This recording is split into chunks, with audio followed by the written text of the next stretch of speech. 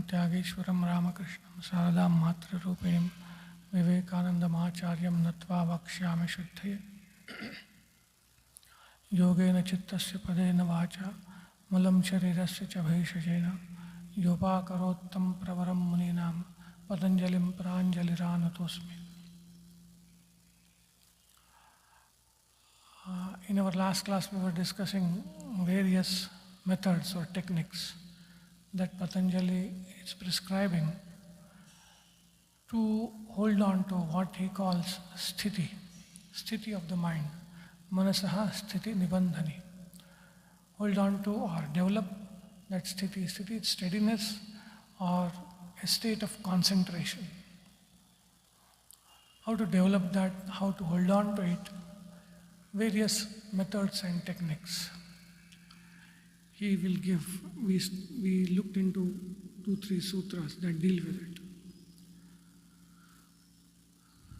So, the person who is competent for this practice of developing concentration or holding on to the state of concentration, which Patanjali calls sthiti, is a person who has a habitual tranquility, who is established in habitual tranquility.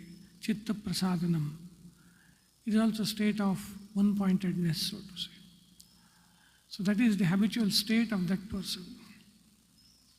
And only when one has achieved that state, habitually tranquil state of the mind, that is when that person is not meditating, the mind is tranquil.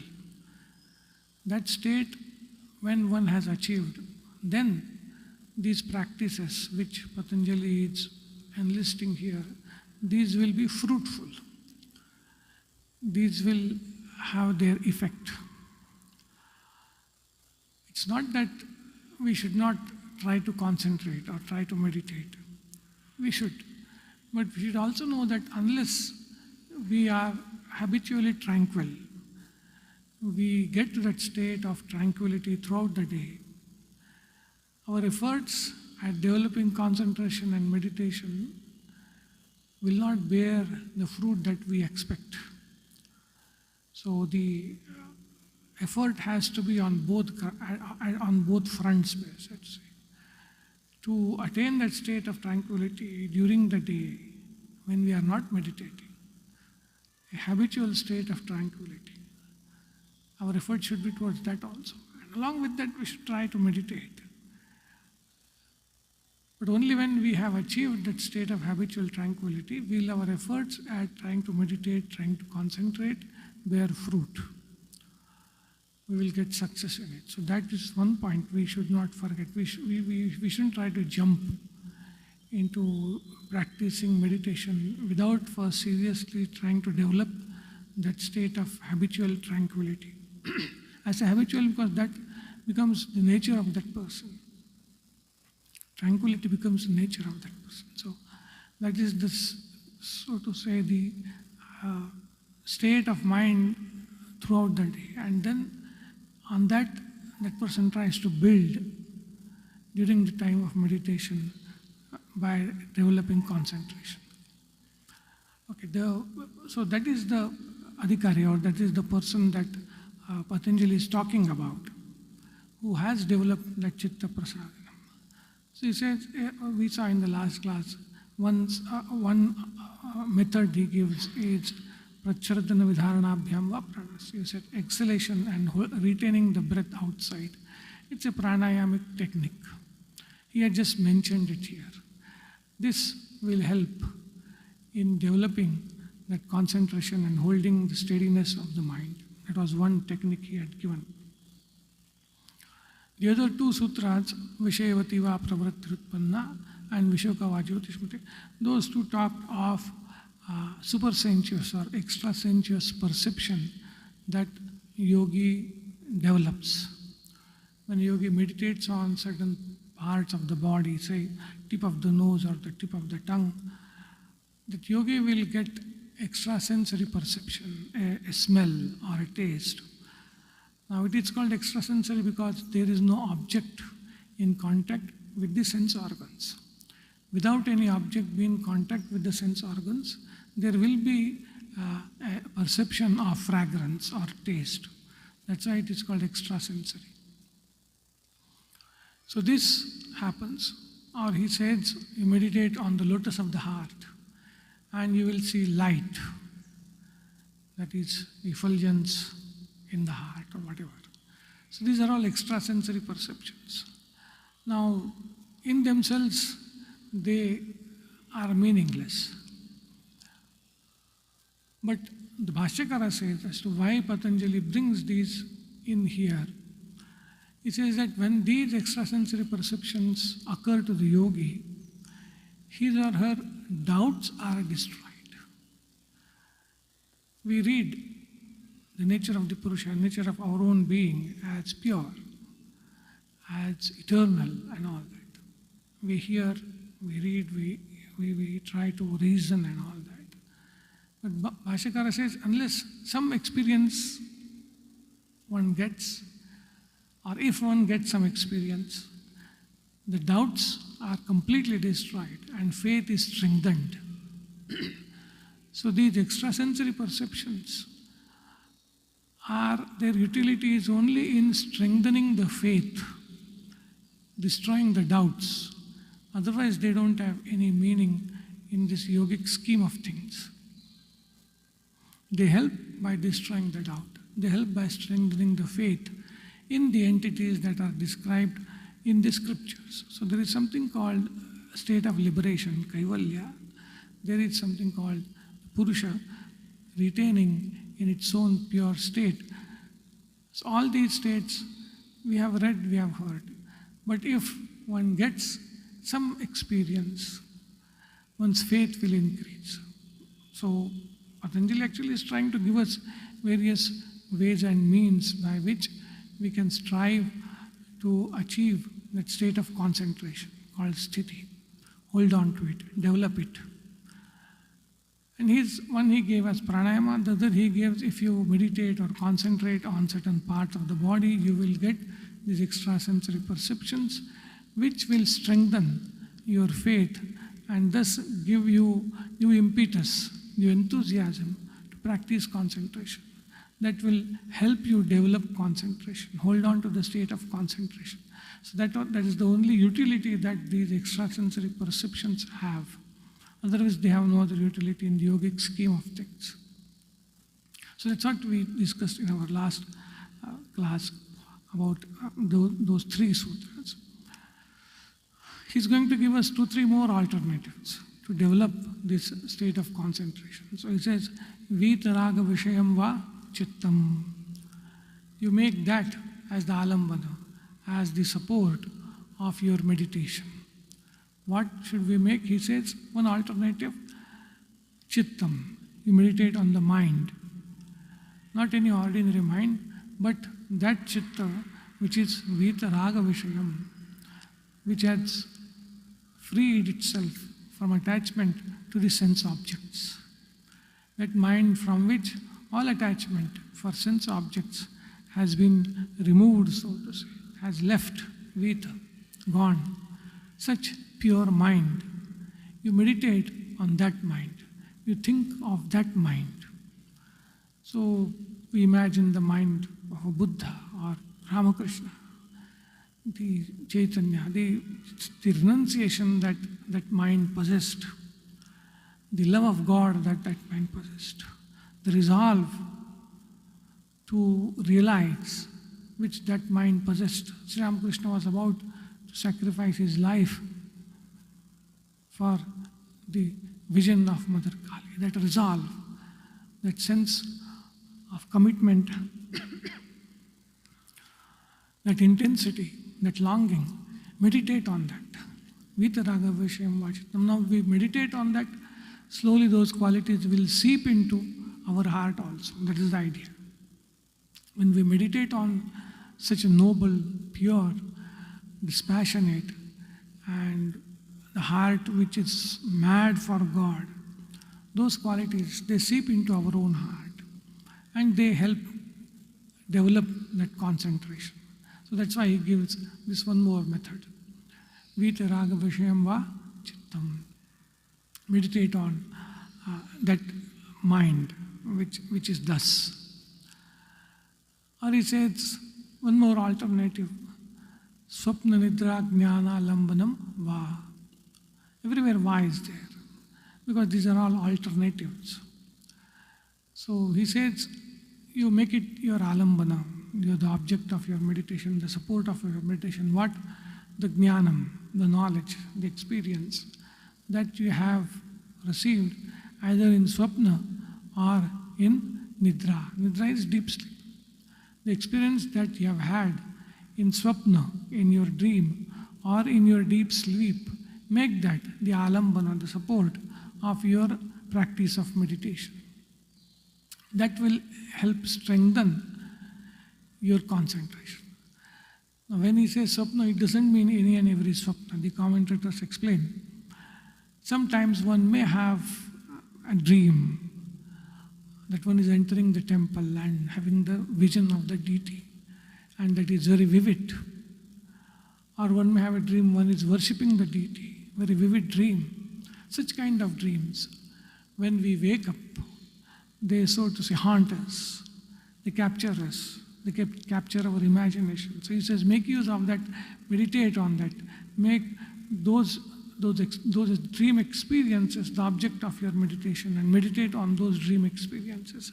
That will help you strengthen your concentration. There is one, there is Swapna Jnana Alambana. Then there is Nidra Jnana Alambana. In deep sleep, when we get up from deep sleep, we have the memory, I slept well, I was happy. That happiness of deep sleep, that is because there were no other thoughts. Absolutely there were no thoughts. So that quietude, that absolute absence of thoughts, meditate on that. Make it the object of your meditation, make it the support of your meditation, and develop your concentration. As I said, he is giving various methods and means by which we can develop concentration. He gives one more, and which is very wide, so to say, all-compassing. So the last one he gives is yathamata abhidhyanatva, yathamata abhidhyanatva. Or you meditate on any object that is dear to your heart, that is close to your heart, any object, any personality that is close to your heart, meditate on that. So he has given, so to say, a blanket permission for us. Of course, it doesn't mean we can meditate on persons, earthly persons or earthly objects that we have attachment for. One cannot meditate on a car or that kind of thing that one desires to have. He is not talking of that. Or a person one is very much attached to, he is not talking of that. But amongst the divine celestial beings, whichever appeals to your heart, whichever is dear to your heart, you meditate on that. And that is where the concept of Ishtadevata comes. It is called Ishtadevata, our chosen deity, because it is Ishta to us. It is dear to us. It, so to say, responds to our feelings. And so, he says you meditate on any of that. So, a devotee, a person who loves Krishna, finds he or she will find it very easy to meditate on Krishna and develop concentration. A devotee, a lover, a person who loves the form of Shiva, he says you worship or you meditate on the form of Shiva. Your love will help you develop concentration. That is what the concept of Ishtadevata comes in here. So anything that your heart responds to, that your heart loves, longs for, make it the object of your meditation and develop concentration. His interest is in developing concentration. And Bhashyakara says that once you develop a concentration, the habit of concentration, then you can use it to concentrate on any object. Once the practice or the degree of concentration is achieved, a fairly good degree, fairly deep concentration is achieved on any object, it can be used to meditate, to concentrate on any other object. That is the logic. And that's why he said, Yathavata Vijanatva. You develop concentration on any object that is dear to you. Once you develop concentration, you can use it anywhere you want. So these are the various objects of concentration he has given. The whole idea is to develop that concentration. And what happens when one has developed that concentration? How does one know that one has developed concentration to a fair degree which can be further utilized? That he says in the next sutra, which so to say concludes this subject or context of concentration sthiti. He says, Paramanu Paramamuhatvanto Asya Vashikaraha. Asya Yogina, of this yogi who has developed the concentration, he gets control, Vashikara, he gets control over his mind, and the range of its concentration becomes wide, so wide. When it enters the subtler realm, the realm of subtler objects, it can concentrate up to Paramanu, the smallest or subtlest of objects. And when it enters the range of gross objects, Paramamuhatva, even the grossest of objects or the vast, most vast object like ether, sky, the yogi's mind can concentrate on that.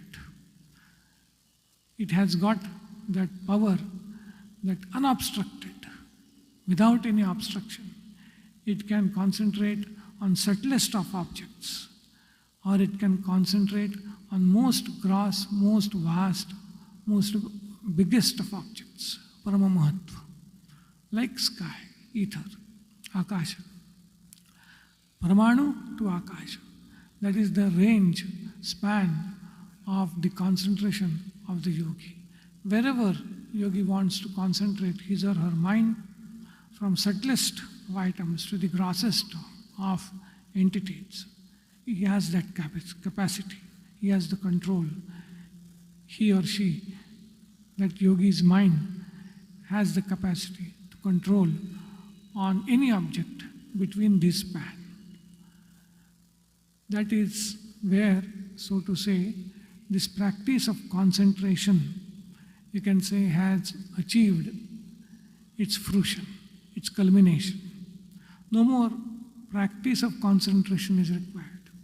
When one is able to concentrate on any object at will, ranging from smallest, subtlest to grossmost, when one is able to do that, then one need not practice concentration. This is the culmination of the practice of concentration. But as we said, this concentration has to be preceded by chitta prasadanam, which is purity and tranquility of the mind. So purity and concentration, these two together give rise to this state, where yogi's mind at will can concentrate on any object it wishes. And we find it in the life of Sri Swamiji. Swami Vivekananda could concentrate on any object. You see, in his life, we see the floating eggshells. He can shoot. It's just power of concentration. He can read pages after pages. This is power of concentration. So that power of concentration, when yogi develops, then no more practice is necessary. That is the end of practice. So up to here, these are all preparations, so to say. The purity and practice of concentration. Abhyasa Vairagya. Vairagya and Abhyasa. Purity, chitta prasadanam, and practice, developing the concentration. With that, the yogi has reached this stage where his or her mind can effortlessly, without any obstruction, concentrate on any object from subtlest to the grossmost. But this is only preparation of the instrument, so to say. Patanjali's main aim is prepare this instrument, and then it has to be applied to get knowledge. So that is what the next part of this pada deals with. There's a last part of this pada, you can say. Few sutras are there where this concentrated mind, how it can be applied to get knowledge on various entities. And finally, the knowledge of the self, of the Purusha. So that is the last portion of this pada, of this chapter. The next sutra, it's kind of gives an outline of various stages of concentration or objects of concentration. Where it says, Kshena vritte ravijata seva manehe grahitra grahana grahyeshu tatstha tadanjanata samapattihi. It's a long sutra. Kshena vrittehe avijatasya iva manehe grahitra grahana grahyeshu tatstha tadanjanata samapattihi. So he's introducing a new word called samapatti. He's defining what is samapatti. Samapatti is translated differently. One translation is engrossment. Engrossment. What is engrossment? It's a deep state of concentration. To whom does this engrossment come? He says, Kshena vrittehe. The person whose mind was described in the earlier sutra, whose vrittis have become kshina. Vrittis means the modifications of the mind. They have become kshina, they have become weak, or they have completely been obliterated, except the vritti on which the yogi has to meditate. Apart from the vritti pertaining to the object of meditation, all other vrittis have been kshina, have been subsided. So only one vritti that pertains to the object of meditation remains. To the exclusion of that, all other vrittis have become kshina. Such a person is called kshina vritti. What happens to such a person? Tatstha tadanjanata. Any object such a mind takes up, it becomes colored. It takes the form of that object of meditation. That is called engrossment. Tadanjanata, taking up the form of the object of meditation, taking up the form of the object that is near the mind or which has become the object of mind, object of concentration, taking up the form of that object. That is called engrossment. And he gives an example, Abhijatasya manehe. Mani is crystal, a pure crystal, Abhijata mani, pure crystal. Just as it takes the color of any object that is near it. If a red object comes near the mani, it will appear red, blue, it will appear blue. There is no difference, you can't differentiate. Just like that, the yogi's mind is like that Abhijata mani, pure crystal. Whichever object comes near it, whichever object it meditates on, it takes its form. Avijatasya manehe tatstha tadanjanata. That is called engrossment, that is called samapatti. And what are the objects of meditation? That is also explained in this sutra. Grahitra grahana grahyeshu. The object of meditation can belong to either of these three categories. It could either be grahya, that is an external object, or it could be grahana, that is the instrument of knowledge. It could be mind, it could be senses. These themselves could be the object of meditation. Or it could even be grihitru, that is the asmita, the perceiver, the receiver, the I, the ego. That itself could be the object of meditation. So the objects of meditation are divided in these three categories as the knowables, the means of knowing, and the knower. Grahya, grahana, and grahitru. But irrespective of what is the object of meditation, the yogi's mind has that capacity that it takes the form of that object, and that is called samapatti. See you in next class. Om Shanti Shanti Shanti. Harihi Om Tat Sat Sri Ramakrishna Arpanamastu.